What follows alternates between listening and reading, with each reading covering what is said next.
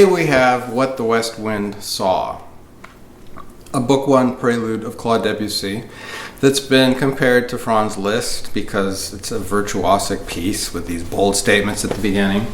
This, which is really a dominant seventh arpeggio. And then he has this, as you cross over, this half step that we get throughout his works, right? Da-da-dum, ba-dum, ba-da-dum. This is a figure we get in La Terrasse. This is a figure we get in Ondine. You know, we get it all over the place. There are thematic things that hold these pieces together. This one I'm doing this week because with Fireworks, we have another very virtuosic one that's based with these whole tone. I talked about how we had whole tone 1 and whole tone 0. Well, West Wind is also very whole tone as well. You know, it has the traditional Debussy blocked planed chords, you know, a la Wagner, these third related keys. But it's this transformation of whole tone means throughout as we go through. When we go on, you know, throughout. And then these alternated white key whole steps between the hand, like we had in Fireworks too. So I think he was thinking about them in a similar way. Fireworks is like a big storm, and of course this is like a big storm. What the West Wind Saw, What the West Wind, you know, it's a poetic title. There's a lot of, well, there's not a lot. There's some controversy or disagreement about the inspiration of this piece. Paul Roberts, very good British scholar and pianist. I actually had the pleasure of presenting with him at the Georgetown Festival of the Arts some years back. I presented my first Debussy film, and he did one of his presentations on Debussy. And, you know, he's very literary. I think he studied literature at Oxford. And so he has a very florid literary, fantastic way of approaching things. And he thinks that it's the garden, Hans Christian Andersen's The Garden of Paradise, that is the inspiration for this. It was published in 1839. So Debussy would have been aware of that because, of course, childhood, you know, stories and these fantastic elements were something that always interested him. Garden of Paradise, of course, is parallels to the Garden of Eden.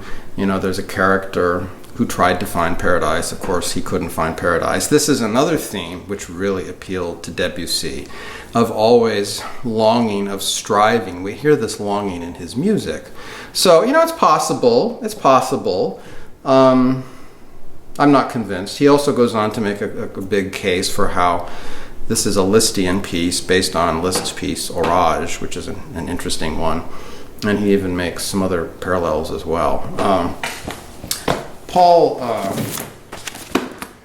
David Dubal, one of my favorite childhood reads, you know, he's taught piano lit at Juilliard for decades, literally. He has a different take on What the West Wind Saw.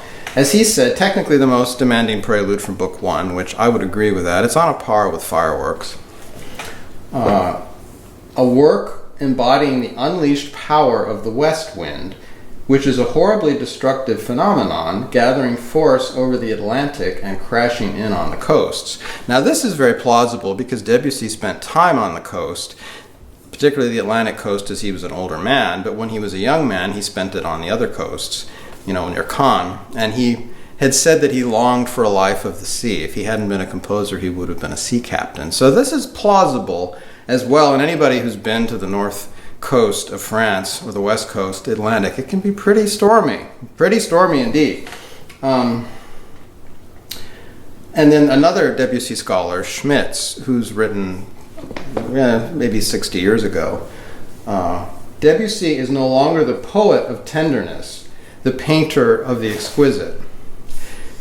He thinks that the West Wind exhibits a passionate fascination for evil.